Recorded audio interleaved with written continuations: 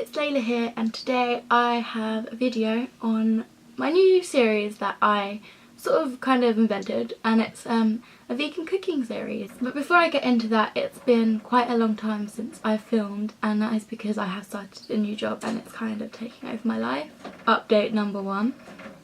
Update number 2, if you hear extra noise in the background, it's because we have guinea pigs now.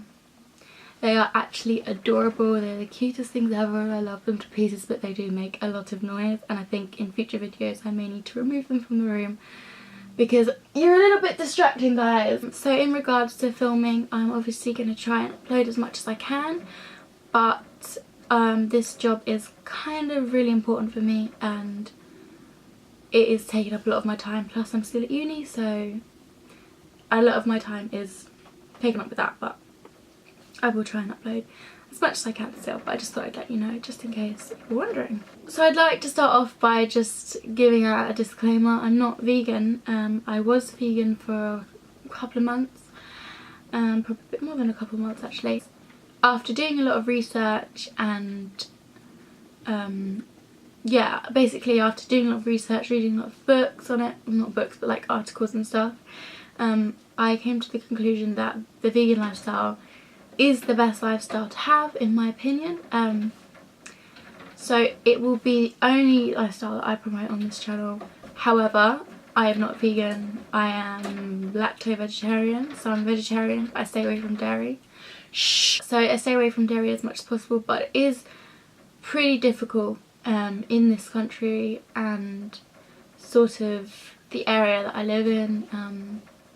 It's not very easy and it's not very sociable, and you know, I'm not really going to get into it right now because this video is not about me saying why I'm not vegan anymore, but I just didn't want to sound like a hypocrite. But yeah, there are many different reasons why I'm not vegan, but at the same time it's not because I do not believe in the vegan lifestyle. I absolutely 100% believe in a vegan lifestyle, and I would urge people to become vegan as much as possible. I still like to experiment with vegan cooking. I think one of the main problems with me was that a lot of vegan food would be, the taste would kind of be constituted with like spice and pepper, and I'm not really a big fan of spice and pepper, so there was kind of limited amounts of food that I could really eat, and it was a bit annoying for me.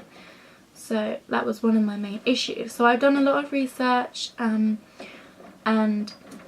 came up with like a booklet of ideas for like vegan cooking, for things that I would like, and I've decided that in the series I would like to experiment and cook them, taste them, see what they're like. I don't think I put a after tasting experience in this, like in this video when I filmed it. I just filmed cooking it, but the cake was delicious. It's so good. Like, I made it for my boyfriend for his birthday, and he's not vegan, he's a 100% meat eater, and he absolutely loved it.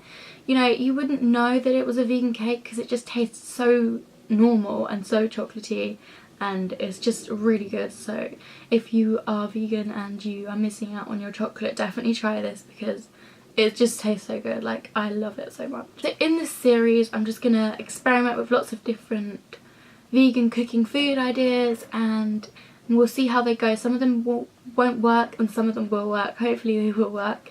But yeah, I just thought it would be a nice idea to sort of experiment with vegan cooking to make normal foods, because so often you might feel like you're just eating fruit and veg all the time, and that's kind of difficult as well. So yeah, that was my thinking behind it. So this is part 1, and in this video I'm going to be making a chocolate cake, if you didn't already know.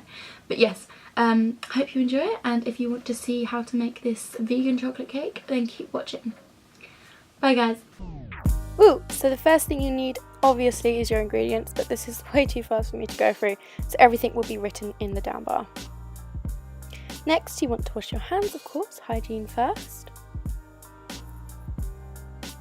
And then you just want to set your oven to 180 Celsius or 160 fan or gas mark for whatever one your oven is. Okay, so the first thing I'm doing here is I'm just going to be adding the lemon juice to the milk, and then I'm going to set that aside. And then you want to sieve together the flour, cocoa and bicarb into a large mixing bowl, and also the caster sugar, I think, as well.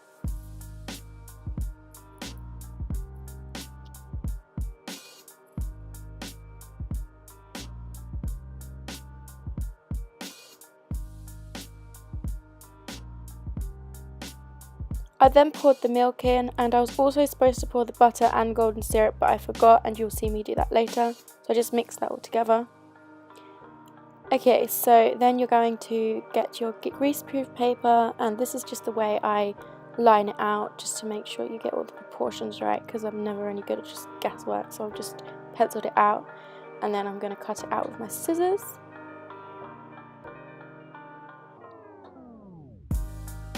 And then you just get some of the vegan butter and grease it, obviously,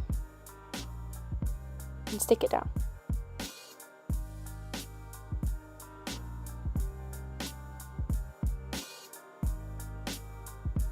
So I've then remembered that I didn't add the golden sugar and the melted butter, so as you can see, I'm just doing that now. And then I'm going to give it another mix, make sure it's all blended in nicely. So then I'm just going to pour that all in and make sure it's very smooth and buttery. I'm then putting that in the oven for 35 to 40 minutes, and this is the finished result. So next you want to make your icing, so I'm just adding the cocoa powder and the flour and some butter. Like I said, all the proportions will be down below. Then you've got to mix that together and just keep adding water until you get the sort of consistency right. Here it was a bit too runny, and I sort of realised that later on, and I added a bit more icing sugar to that, because I don't like it very runny, and it's harder to set in the fridge as well. If it's a little bit thicker, it sets a lot easier, and it tastes a lot better and looks a lot better. As you can see, this was way too runny.